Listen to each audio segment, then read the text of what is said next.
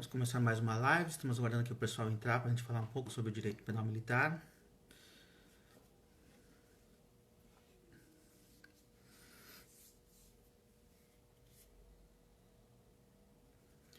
Boa noite, Rodrigo.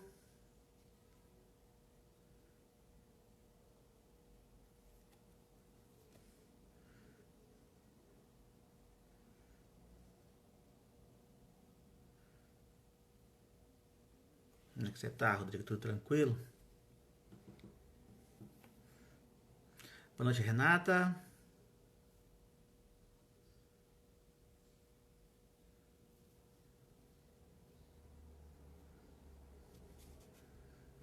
Vamos lá, esperando a Juliana entrar para a gente começar a nossa conversa. Boa noite, Leonardo. Bom te ver. Dica Jus. Bem-vindo. Boa noite, Romeu.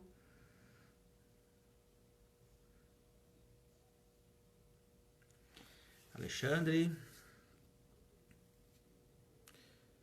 Boa noite, Cláudia.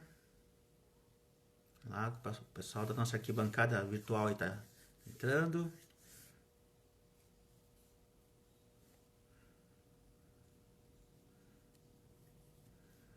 Só aguardando a Juliana entrar aqui também. Acabou de entrar a Juliana. Boa noite, Roberto.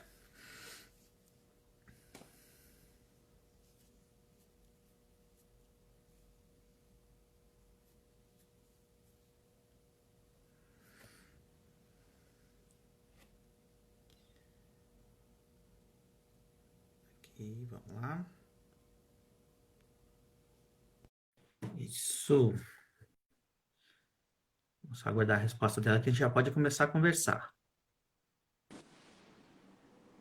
Olá. Boa noite, Ju. Boa noite. Tudo bom contigo? Tudo jóia, senhor? Tudo tranquilo, tudo em paz aqui. Tá Vamos me lá, ouvindo preparada? bem? Tô te ouvindo bem. O som tá bom, tô te vendo também bem. Eu acho que o pessoal também tá ouvindo bem a gente aqui. Vamos lá, gente. Então vamos começar com a nossa conversa de hoje. A nossa conversa de hoje é bem interessante. Eu estou mais uma vez aqui falando no Insta. Boa noite, Marta. Eu estou mais uma vez falando aqui no Insta do CBPJur. Né? Para quem não sabe, meu nome é Sidney Moura, eu sou coordenador do curso de pós-graduação de Direito Militar do CBPJur. A pós online está rolando, está começando uma nova turma agora semana que vem. Quem quiser se inscreve lá, fala com a Márcia, com o Braulio, já se inscreve. A pós presencial ainda vai demorar um pouquinho para começar, né, gente? O coronavírus não está deixando ainda. Hoje, gente, eu estou aqui com uma convidada muito especial, minha amiga, né, também professora de Direito, na pós de Direito Militar do CBPJur, a professora Juliana Paula. Juliana, bom te ver, sempre bom poder conversar contigo aqui, seja bem-vinda. Obrigada, igualmente, doutor. Gostaria de agradecer a atenção de cada um aí que, num momento ainda bem difícil que a gente está vivendo, está aí nos prestigiando, nos fazendo companhia nessa conversa agradável. Obrigada a cada um pela atenção e hoje a gente vai falar sobre um tema diferente, né, doutor? Que inclusive faz parte do direito militar, né? Exatamente, olha só, o tema que a gente escolheu para conversar hoje é a lei do abate. Então a gente vai adentrar o tema aqui, a gente vai começar a conversar sobre ela. Ela faz parte do direito militar, todo concurso da área militar pede sempre que você tenha conhecimentos a respeito dessa lei. Ela tem uma série de questões polêmicas que a gente vai poder conversar um pouquinho dessas questões hoje e trazer alguns comentários a respeito dela. Vamos lá, lei do abate, na verdade é a lei 9.614 de 98. Lei do abate foi o nome carinhoso carinhoso, bem entre aspas, né? Que a imprensa deu na época que a lei foi editada. Ela é uma lei bem pequenininha, gente. Quem pegar a lei lá e abrir, vai ver que é uma lei de 2 artigos só. E um dos artigos ainda diz que é quando a lei entra em vigor na data da publicação. Então, na verdade, a lei tem um artigo só, que, na verdade, inseriu, né, 2 parágrafos lá no artigo 303 do Código Brasileiro da Aeronáutica. Então, lá, o Código Brasileiro da Aeronáutica é a Lei 7565 de 86. E lá no artigo 303, ele tem uma série de medidas de detenção, né, de apreensão de aeronave. E a chamada Lei do Abate, inseriu o parágrafo 2º, que trata da medida de destruição, e o parágrafo 3º, que trata a respeito da responsabilidade de quem efetua, então, os tiros de destruição, no caso, se ele agir com excesso.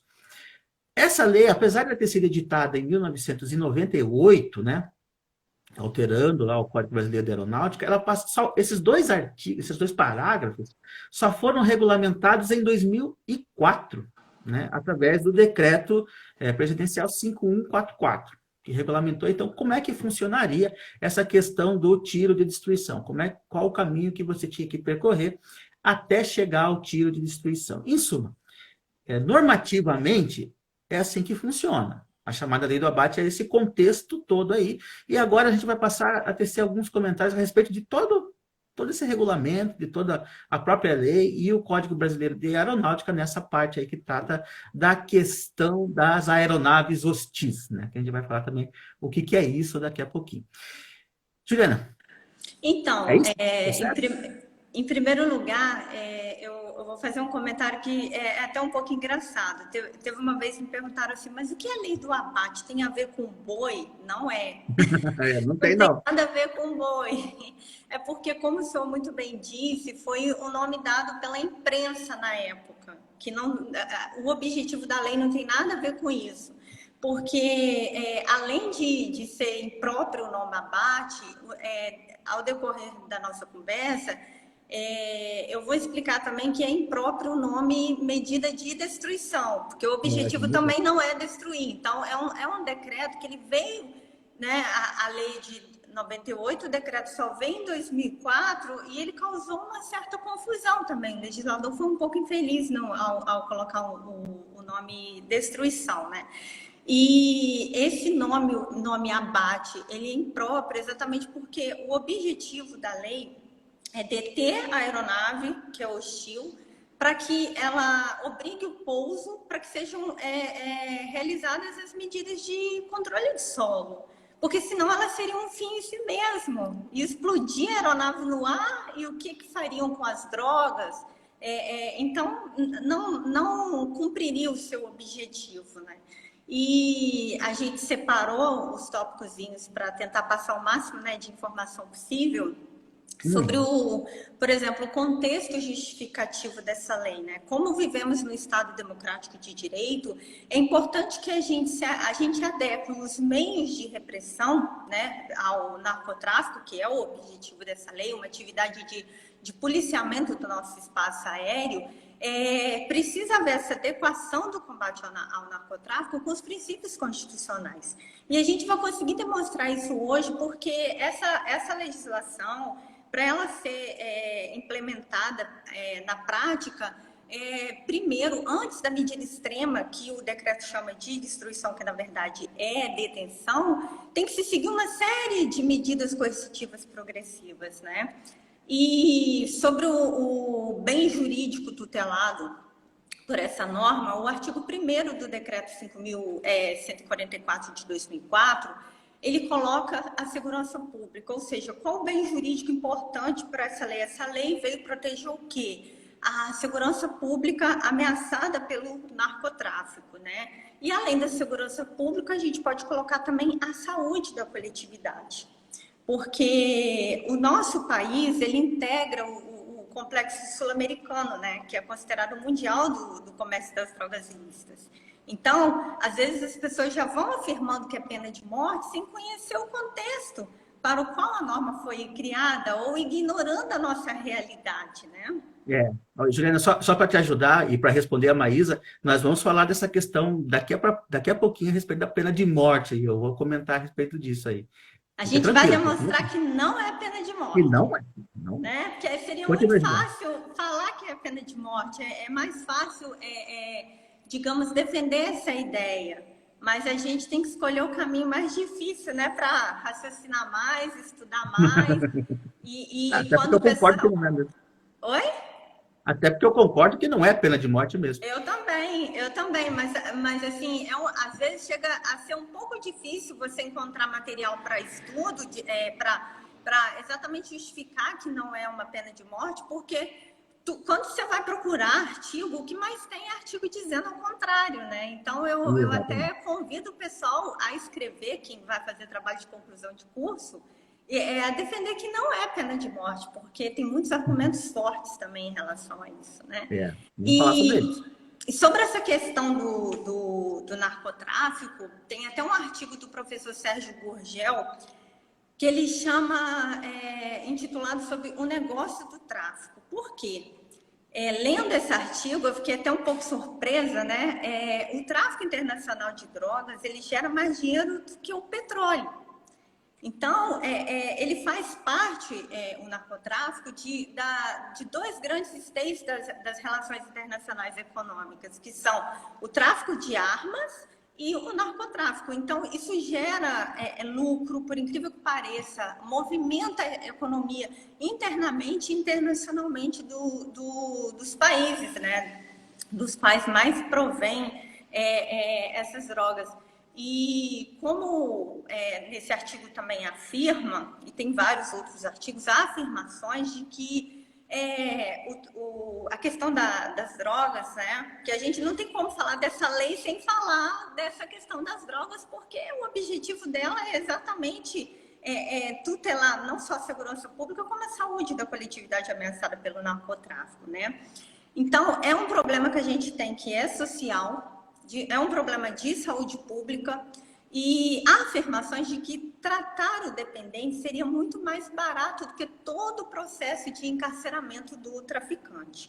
Não é que não é para prender o traficante, mas há quem afirme que, se o foco for na saúde do dependente, na saúde da coletividade, a droga poderia se tornar desinteressante, né? Não, é verdade, Juliana. Assim, esses pontos são muito importantes. E a questão do tráfico internacional de entorpecentes, é preciso a gente lembrar que o Brasil é signatário da Convenção de Viena e se comprometeu, inclusive, a reprimir o tráfico internacional de entorpecentes. E a questão do abate, ela entra bem nesse contexto, no contexto de repressão a esse tráfico internacional. Então, existe uma obrigação internacional do Brasil, inclusive, de participar dessa repressão. E é bom lembrar que a lei do abate não é só no Brasil, não, gente. Então, essa pessoa, não, a lei maluca que o Brasil criou. Não, aqui ela é uma lei muito similar, também tem no Peru, também tem no Chile. Então, assim, há uma confluência de leis aí nesse sentido de combater o tráfico internacional de entorpecentes. É muito importante isso aí que a Juliana trouxe. Mas olha só, vamos falar então quais são essas medidas. Vamos falar um pouco do que o decreto... Porque acontece o seguinte, olha só. A lei, o Código Brasileiro da Aeronáutica, lá que foi inserido pela lei do abate, ele fala em medida de destruição, mas ele não diz como isso aconteceria, como você chegaria, então, a essa medida de destruição, né, que foi utilizado pelo Código Brasileiro da Aeronáutica. Aí, o que aconteceu? O decreto 5144, ele pegou e regulamentou. Então, ele disse, olha, como é que chega até lá? O que tem que fazer para chegar até lá? E até ele foi muito mais feliz do que a própria lei, porque daí ele não usa mais o termo de destruição, né? Daí ficou melhor. Então, vamos lá. Primeiro, para começo de história, nós só podemos falar nessas medidas repressivas aí quando nós estamos falando de uma aeronave suspeita de tráfico. Uhum. É só de tráfico de entorpecente, mas nenhuma outra, gente. Então, esse é o primeiro ponto. Aí a gente vai lá no artigo 2º do decreto, e ele começa dizendo que é considerada aeronave suspeita de tráfico de substância entorpecente e drogas afins, aquela que se enquadra em uma de duas situações. A primeira, que adentra no território nacional sem plano de voo aprovado, oriunda de regiões reconhecidamente fontes de produção ou de distribuição de drogas ilícitas. Esse é um. Ou, se não isso, omitir aos órgãos de controle de tráfego aéreo informações necessárias à sua identificação ou não cumprir determinações desses mesmos órgãos, se estiver cumprido rota presumivelmente utilizada para distribuição de drogas ilícitas. Então, para começo de história, a aeronave tem que se enquadrar em uma dessas duas situações. Né? Ou ela entrou aqui e não tinha plano de voo aprovado, ou ela é proveniente, né? Desobedeceu, então, ao pedido das autoridades aeronáuticas do controle de tráfego aéreo, e ela segue uma rota que sempre é utilizada pelo tráfico de drogas. Então, se enquadra nessa uma dessas duas. Suspeita. Aí a aeronave se torna suspeita, gente. Para ela chegar até o hostil, vai demorar. Então tá. Essa aeronave suspeita, o que acontece? Ela não atendeu, Então, nós vamos ter que ver o que está acontecendo, vamos ter que chegar perto da aeronave para ver o que está acontecendo. Então, a primeira medida que você toma, que eles chamam de 4 medidas diferentes, né? Averiguação, intervenção, persuasão e, se for o caso, destruição. Que a gente vai ver que não é bem destruição. Na averiguação, faz o quê? É para identificar a aeronave e analisar o comportamento dessa aeronave. Então, é para verificar lá o prefixo da aeronave, ver se quem que é o dono da aeronave, quem que é o piloto que normalmente dirige, né, pilota essa aeronave, todas essas questões aí. Então, ele faz essa verificação. Se aquela aeronave é aquela mesmo suspeita lá do controle do tráfego aéreo no início. A matrícula corresponde ao tipo de aeronave.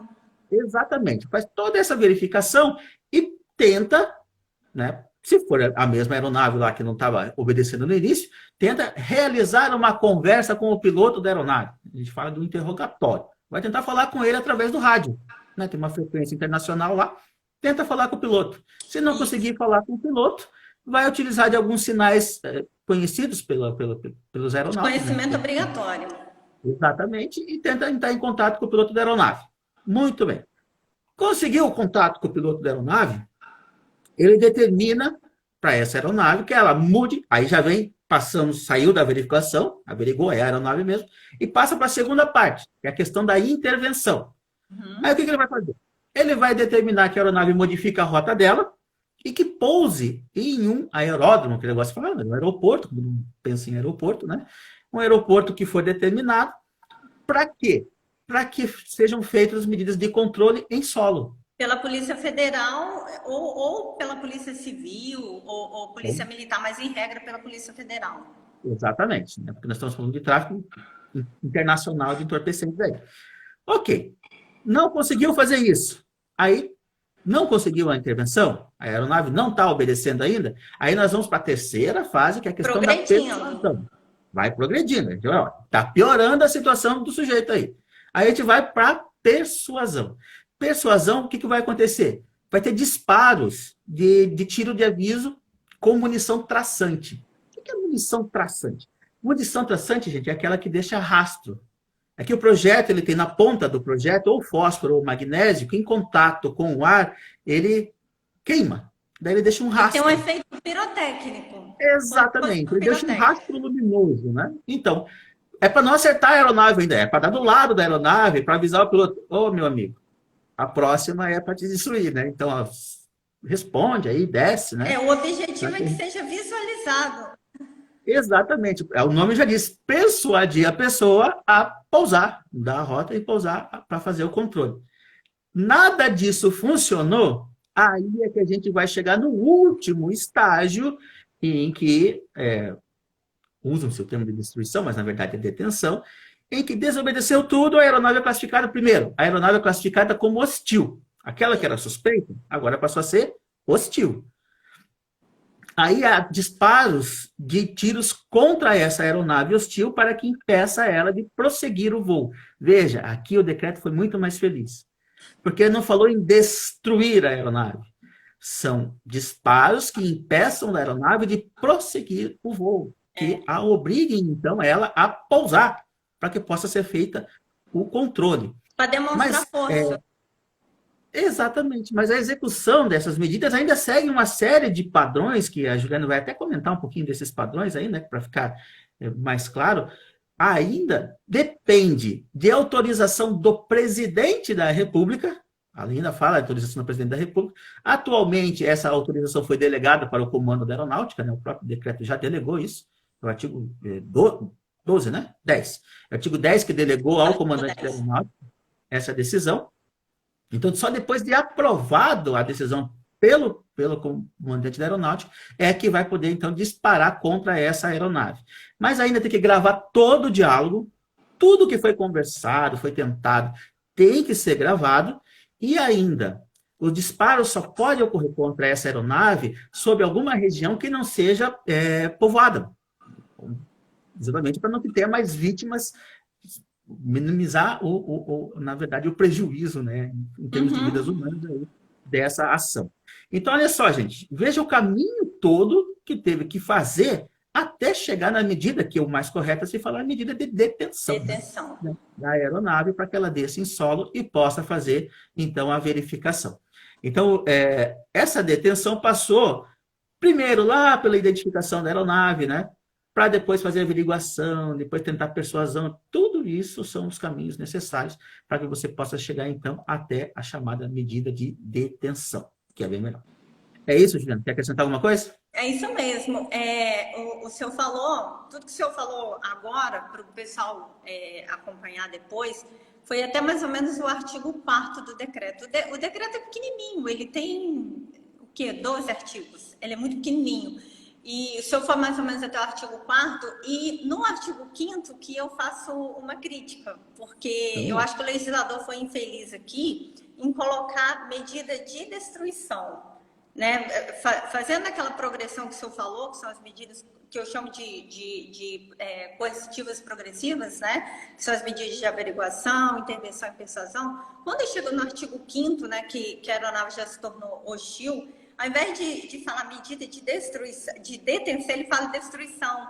E é contraditório, porque ele fala assim: a medida de destruição consiste no disparo de tiros feitos pela aeronave de interceptação com a finalidade de provocar danos. Então, não é medida de destruição, porque se a finalidade é provocar danos, né, não deveria ser chamada de medida de destruição, e sim medida de detenção. Né? E ele ainda fala como último recurso, após o cumprimento de todos os procedimentos que previnam a perda de vidas inocentes no ar ou em terra. Né? Então, a minha única crítica aqui é que o decreto acabou repetindo um defeito lá da lei, né? Ele chamou de medida de destruição. Né?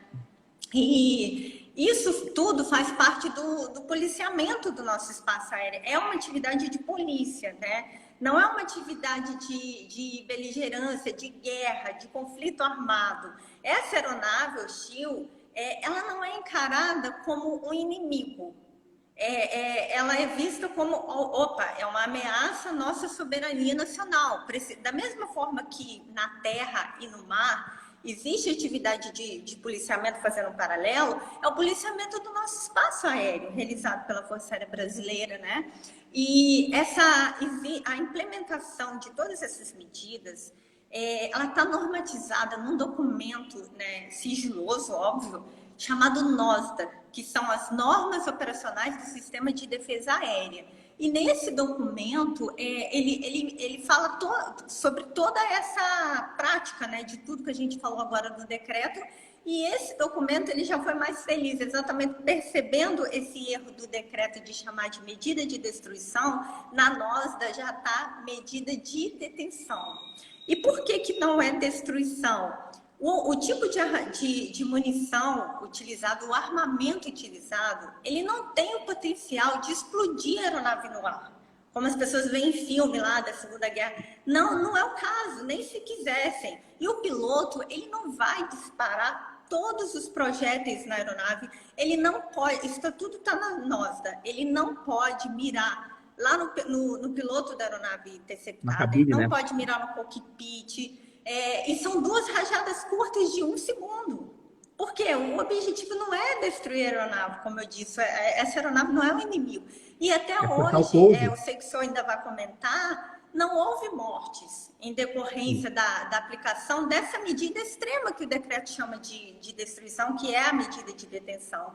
Né? Exatamente pelo fato da gente não estar num estado de beligerância. E a comprovação na prática de que não é pena de morte, não é medida de destruição, é que até hoje não houve morte. Inclusive, se o pessoal der uma olhada naquele vídeo que eu até coloquei lá no Instagram, já houve casos em que a aeronave foi obrigada a pousar depois da medida extrema de detenção, né?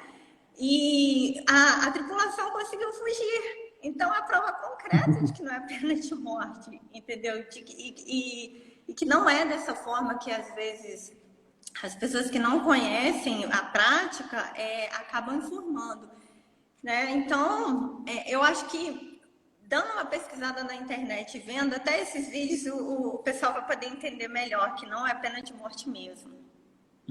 Não, é verdade. Uma outra questão muito importante, agora que a gente vai trazer alguns comentários aqui a respeito da constitucionalidade da lei do abate. Esse é um tópico, olha, gente, bem discutido, e muita gente até entende que ela é inconstitucional, né? Até a Juliana já adiantou que o que não falta é artigo entendendo que a lei do abate é inconstitucional. O que falta é artigo pensando ao contrário, né? Mas vamos lá, quais são os argumentos do pessoal que entende que a lei do abate é inconstitucional? Primeiro, e o principal deles todos, eles entendem que quem entende a lei inconstitucional, que ela aplica a pena de morte. Aí nós temos um pequeno problema, né? Boa noite, Ciridone, é muito bom te ver, seja bem-vindo aí. Nós temos um problema. Se a gente pegar a Constituição Federal, a gente vai perceber que é vedada a pena de morte, né? Não existirão penas, aí tem uma série de situações lá, e a primeira de todas de morte, salvo em caso de guerra declarada. Só por curiosidade, que só pode aplicar por crime militar, inclusive, né? Exato. Só por curiosidade aqui. Mas então não haverá pena de morte. Mas o que é pena? Essa é a primeira questão que a gente vai ter que tratar. Gente, pena é a consequência de um processo penal onde o Poder Judiciário, ao analisar as provas que foram trazidas em juízo, entendeu que a pessoa cometeu um crime e que mereça uma sanção. Essa sanção que é aplicada é a pena. Então, o que a Constituição veda?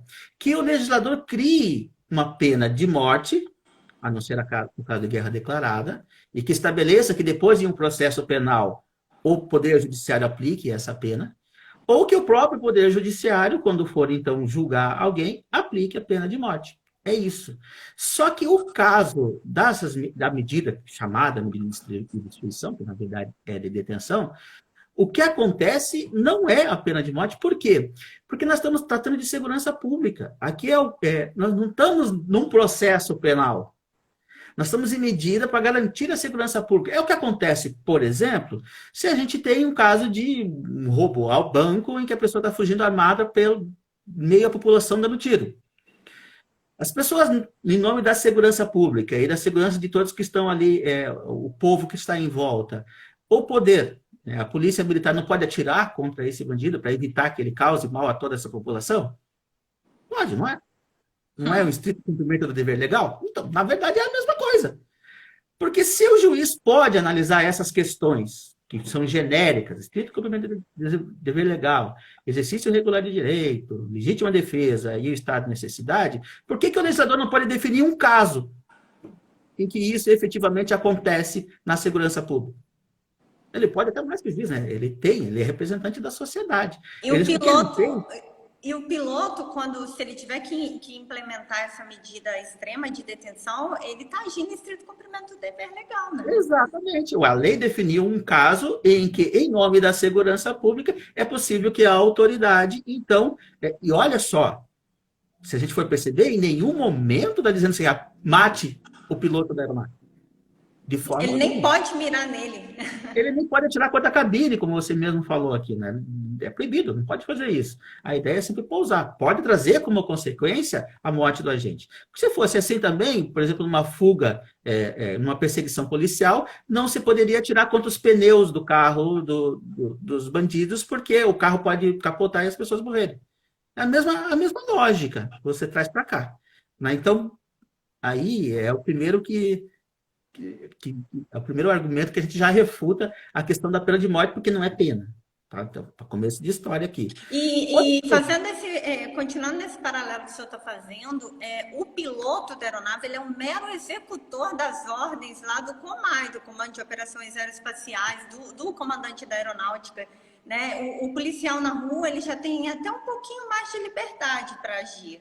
Às vezes ele age até por conta própria ou pelo chefe imediato ali dele. Agora, o piloto da aeronave interceptadora, para ele chegar nessa medida extrema, ele tem que ter todos aqueles registros gravados e ele é um mero executor.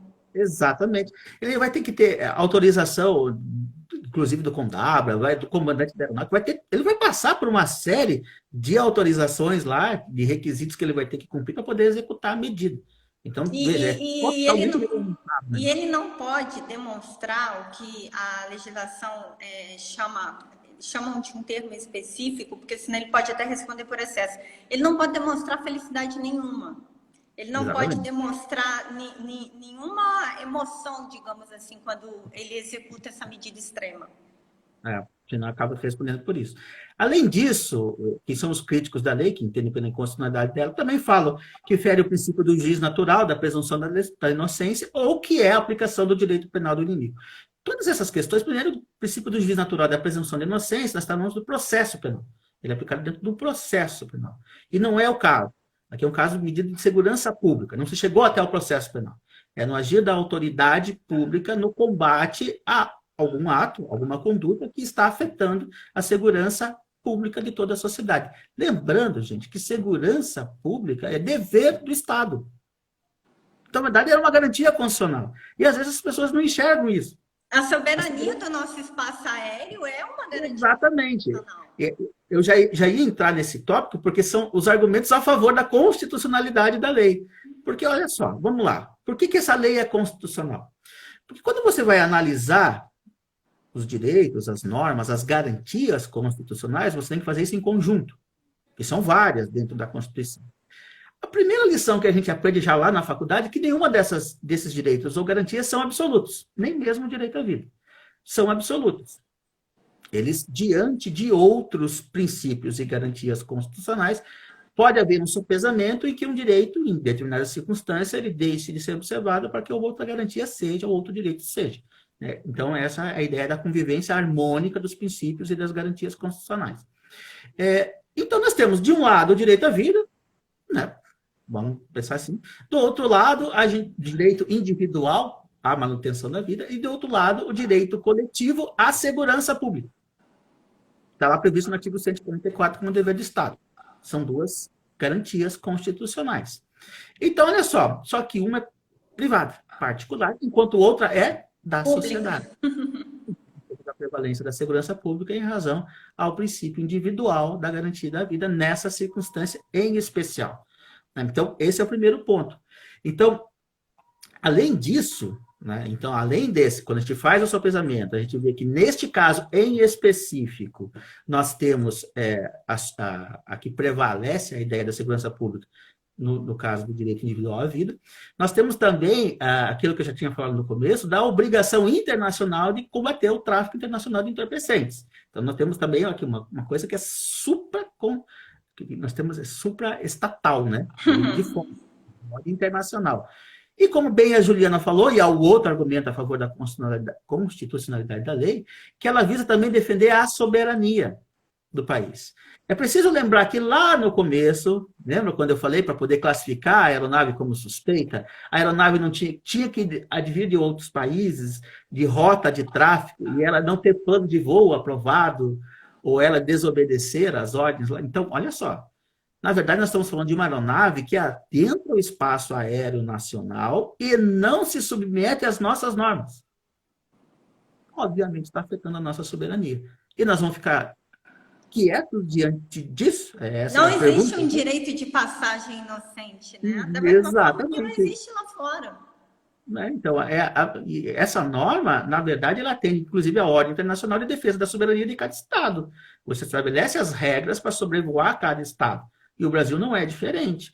Nós estamos falando de uma aeronave que está desobedecendo essas regras e está agredindo frontalmente a nossa soberania. Então, como a soberania também é um fundamento, inclusive, né, do Estado Democrático de Direito brasileiro, então,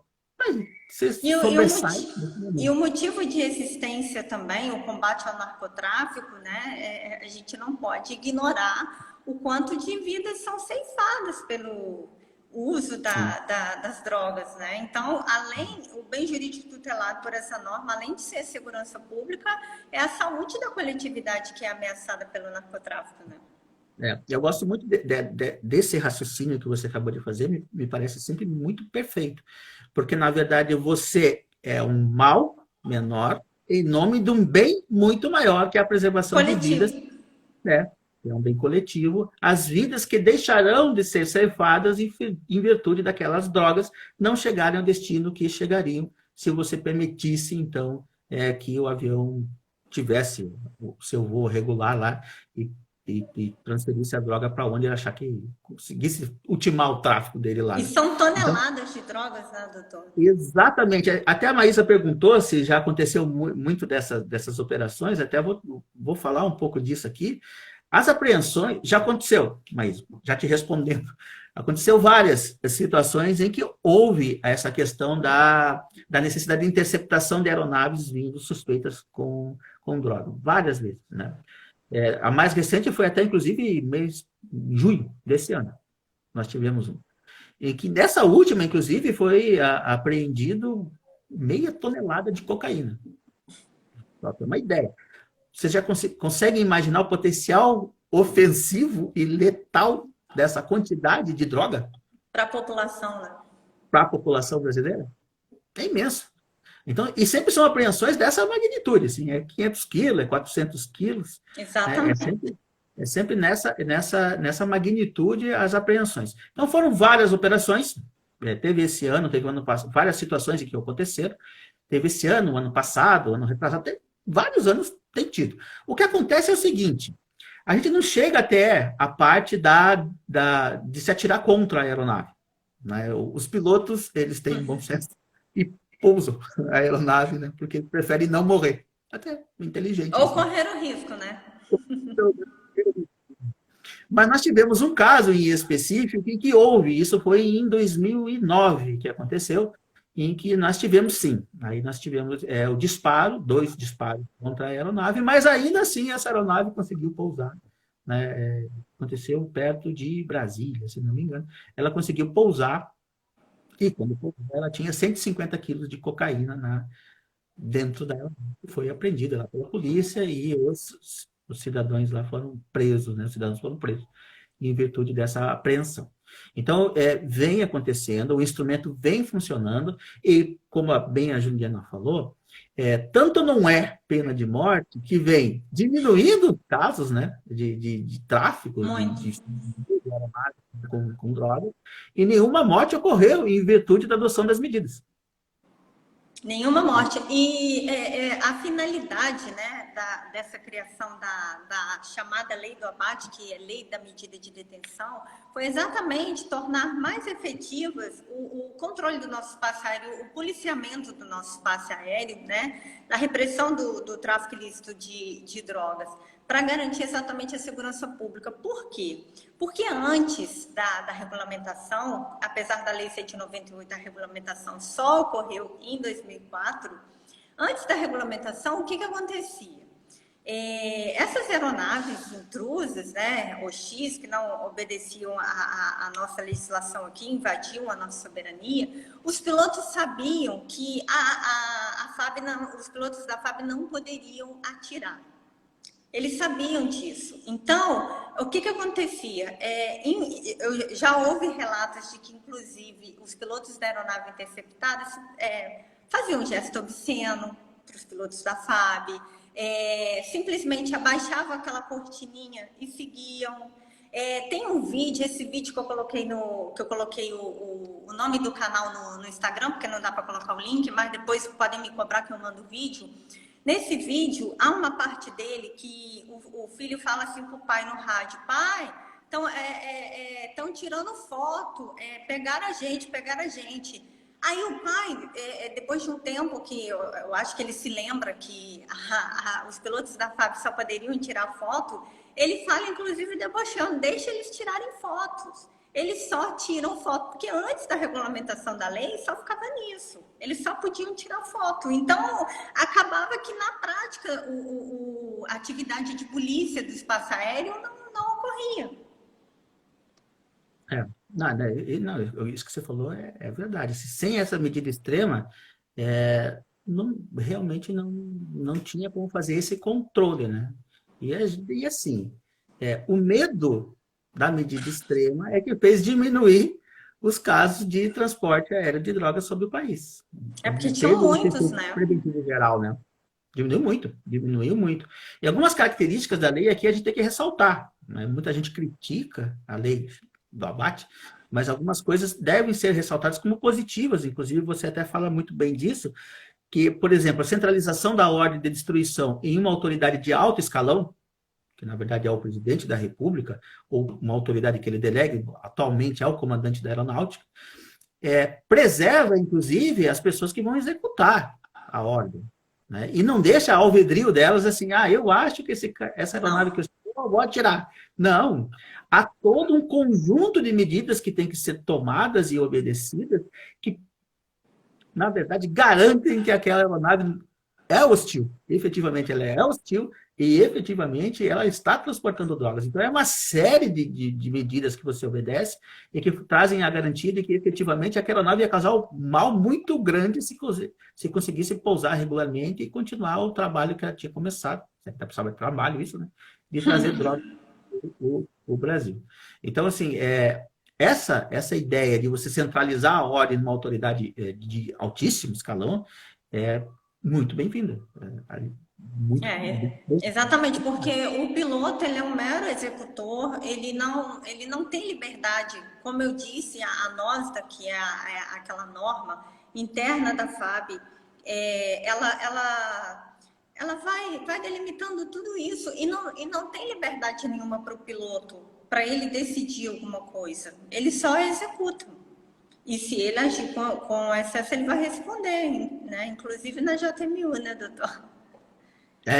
Olha só, inclusive está lá no artigo 9º, né? Quem está estudando lá direito penal militar está lá no artigo 9º. Estava no parágrafo 2º, né? No parágrafo único, se eu não me engano, antes da 13491, agora está, acho que no parágrafo 2º, né? Inciso 3, se eu não me engano. Exatamente, vou até dar uma olhada aqui, que eu já até te digo em qual que está. Está no artigo 9º, está lá, deixa eu ver, vamos ver, parágrafo 2º. Parágrafo 2º, inciso 3, é a letra A. Então, na verdade, é atividade militar e o crime que cometido nessa situação seria crime militar julgado pela Justiça Militar da União. Então, isso daí é bem interessante. Olha só, gente, uma outra questão que a gente tem que, já que a gente está falando de constitucionalidade, falou de constitucionalidade, já me perguntaram muito. Tá, mas e essa lei? Ela não foi questionada no Supremo Tribunal Federal? Até se tentou, né? E curiosamente, aqui a curiosidade é que foi uma proposta de representação de ação direta de inconstitucionalidade, foi feita pelo, todo mundo vai conhecer agora, Jorge César de Assis, inclusive, que era o professor de Justiça Militar. Ele que escreveu o primeiro artigo sobre isso, inclusive. Exatamente, né? Hoje todo mundo conhece, né? Ele é um autor conhecido para quem estuda o direito militar. Ele que fez a proposta de uma ação direta de inconstitucionalidade, mas o Procurador-Geral da República, na época, que era o Cláudio Fonteles, entendeu que, pela constitucionalidade da lei do abate, né, na época, chamada lei do abate, então não impetrou a ação direta de inconstitucionalidade contra a lei e não tem essa discussão, então, pelo menos nessa forma abstrata aí, no Supremo Tribunal Federal. Né? Então, só para o pessoal que está estudando aí poder saber. O que tem são argumentos muito contra, né? Muitas pessoas que argumentam contra a lei, dizem que ela é inconstitucional pela questão da pena de morte, mas me parece que o raciocínio mais coerente, né? Dentro mantendo uma coerência sistêmica, da constitucionalidade da lei, em defesa das garantias da soberania, que é um fundamento do Estado Democrático de Direito, e da segurança pública de todos os cidadãos, evitando, então, que a droga se espalhe pelo país. Então, e da saúde da coletividade, né, doutor? Da coletividade, que também né? Se a ideia é a gente preservar vidas... Exatamente. E para o pessoal que está estudando, aí dá até para fazer uma diferenciação, né? Que aqui no Rio de Janeiro tentou-se criar a lei, chamaram de lei do abate também. Houve um projeto de lei lá no Senado, se eu não me engano, de autoria do senador José Medeiros, que eles tentaram colocar um parágrafo único lá no CP comum, exatamente para amparar quando o policial militar, ele, entre aspas, abatesse um civil que tivesse com armamento de uso restrito. Então, se fazer esse paralelo, só que esse projeto de lei ele foi arquivado lá no final da legislatura, fazendo esse paralelo. E, diferente dos outros servidores públicos, tem aquela diferença da ordem manifestamente ilegal para a ordem manifestamente criminosa, né? Que os militares eles só podem deixar de cumprir, né? Eu tô falando da pessoa do piloto, né? Porque deve ser muito difícil estar na pele desse piloto da FAB, que, se necessário, vai ter que implementar essa medida extrema aí de detenção, correndo-se o risco da aeronave caído, obviamente, né? Corre-se o risco da aeronave interceptada de ter perda, né? Daquele piloto daquela aeronave interceptada, ele morrer. Ainda não aconteceu, como a gente disse, mas é um risco que acontece.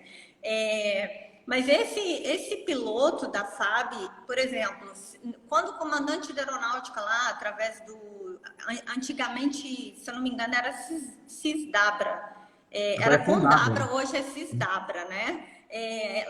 Através do COMAI, onde tem essas autoridades de defesa aeroespacial, lá em Brasília. Aí, por exemplo, o comandante da aeronáutica dá ordem para que ele, entre aspas, destrua essa aeronave hostil, né? Implemente a medida de detenção. Ele pode se recusar a cumprir? Não pode, né, doutor? Porque senão ele poderia responder por recusa de obediência, que é a espécie do gênero, né? Recusa de obediência, espécie do gênero insubordinação. Se eu não estou errada, que essa aí é mais a área do senhor. Não, mas seria isso mesmo, seria recusa de obediência. Ele não pode, na verdade, quem cometeria o crime seria ele. Exato.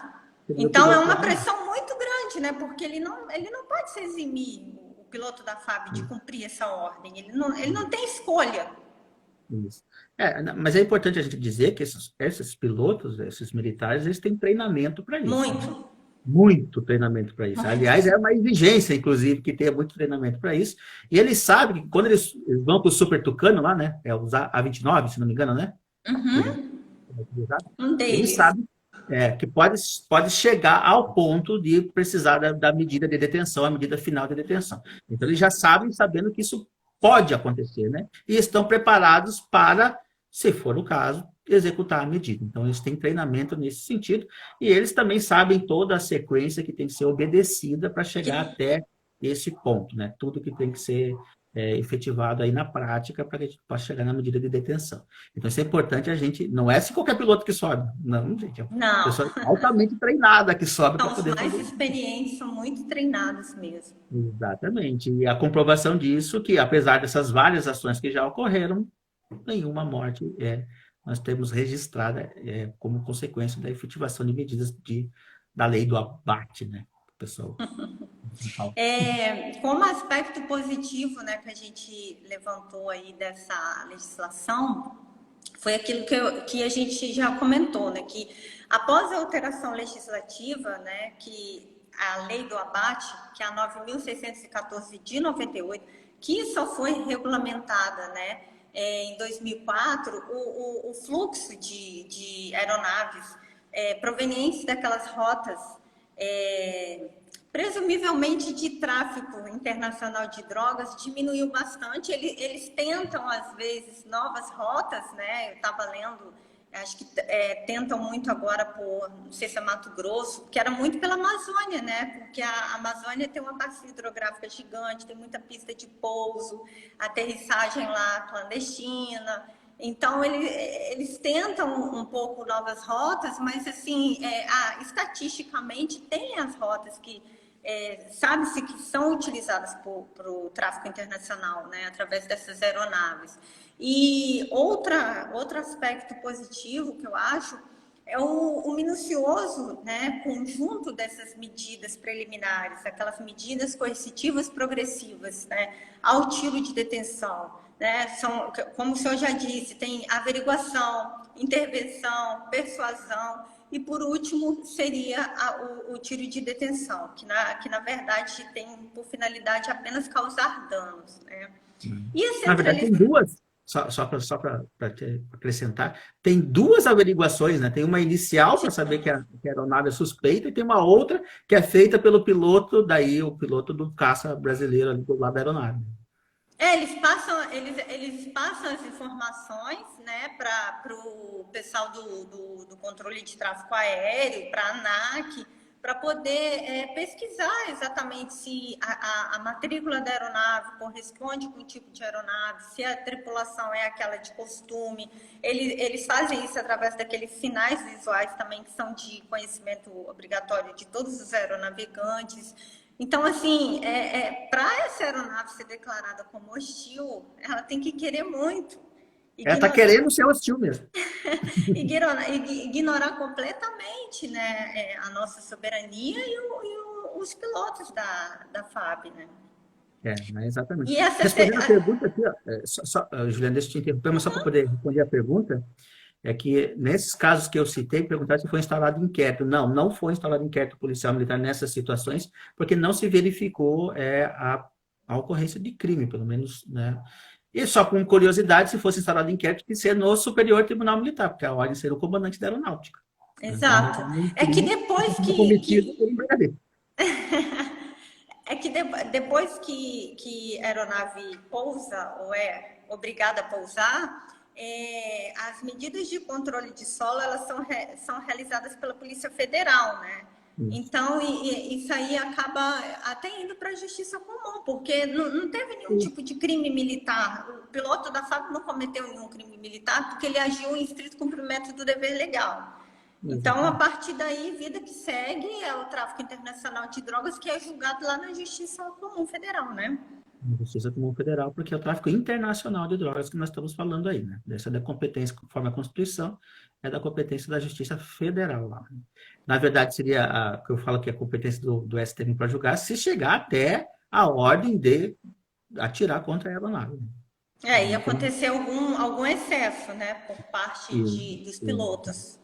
Exatamente. Poderia acontecer, e até é o parágrafo 3º que fala a respeito disso, né, que foi inserido lá no artigo 303, da responsabilização daqueles que se excederam dentro daquelas medidas todas que têm que ser respeitadas, ou foram descumpridas, ou houve excesso aí na conduta de quem tinha que obedecer. No artigo 8º do decreto, ele menciona isso, né, que as autoridades responsáveis pelos procedimentos relativos à execução da medida de destruição, que não envolve só os pilotos, tem o pessoal de terra também, lá do Comai, eles responderão cada qual nos limites das suas atribuições, pelos atos quando agirem em excesso ou abuso de poder.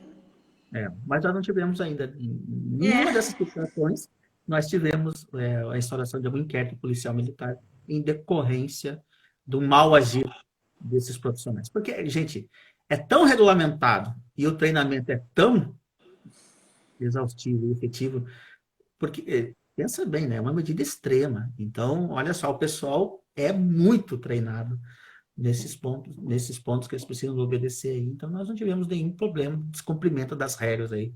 E eles têm a NOSDA decorado. As normas internas lá, que eu falei que são sigilosas, eles têm decorado. Eles só vão executando passo a passo o que está ali, né? E a título de curiosidade também, se o pessoal quiser pesquisar, além do decreto, a gente tem a ICA, que é a Instrução do Comando da Aeronáutica, a 100-12, né, que objetiva regulamentar no Brasil as regras do ar. Aí, lá no anexo 2, essas regras do ar, elas são previstas no anexo 2 à Convenção da Aviação Civil Internacional. Se eu não me engano, é a Convenção de Chicago. Na página 43 da ICA, ela foi atualizada agora em 2018, tem a parte de interceptação de aeronaves civis. Então, olha só, gente, o arcabouço legal que é para se falar na tal do tiro de detenção. Nós estamos falando de uma lei 9.614, que é a lei do abate. Nós estamos falando do Código Brasileiro de Aeronáutica, que foi inserido. Nós estamos falando de uma regulamentação dessas duas medidas, desses dois parágrafos que foram inseridos no Código Brasileiro de Aeronáutica, através do decreto 5144. E nós estamos falando ainda de uma regulamentação da regulamentação, que é o NOSDA, que fala a respeito de como efetivamente vão ser tomadas as medidas na prática. E a ICA, né, também, a instrução do... E ainda tem a ICA, que trata dessa matéria. Veja, é exaustivamente regulamentado a questão da detenção. E uma das brigas do Dr. Jorge é que ele entende também que não deveria ter sido por decreto, que a regulamentação deveria ser através de lei. né? Ele fala que fere o processo legislativo também, porque no próprio Código Brasileiro da Aeronáutica fala, a lei regulamentará. É. Mas aí você pode entender como uma lei em sentido amplo, né? Uhum. Que é o decreto que regulamenta, né? E até porque a autoridade para determinar o tiro de detenção é o presidente da República. Então, nada mais coerente que seja ele que regulamente essa questão aí. Bom, gente, a gente está chegando no final da nossa live, né? O tempo passa rápido, está se divertindo. É muito tema muito bacana, muito interessante aí. Ju, quero agradecer mais uma vez aí pela sua companhia. É sempre muito bom falar contigo. Eu que agradeço. Lembrar o pessoal que a nossa conversa ela fica gravada, tá, gente? Ela vai ficar disponível lá no YouTube. Vocês podem acessar a hora que vocês quiserem lá. Amanhã à noite a gente tem mais live, né? 19h30. A gente vai falar do artigo 9º do Código Penal Militar com Daniel Scioli, que é um advogado criminalista. Então a gente vai tecer alguns comentários. O pessoal comparece aí, faz suas perguntas aí, que na medida do possível vai responder. Gente, muito obrigado pela participação de todos. É muito bom ver vocês. A gente se encontra numa próxima. Valeu, Ju. Até. Valeu, muito obrigada. Boa noite a todos. Boa noite.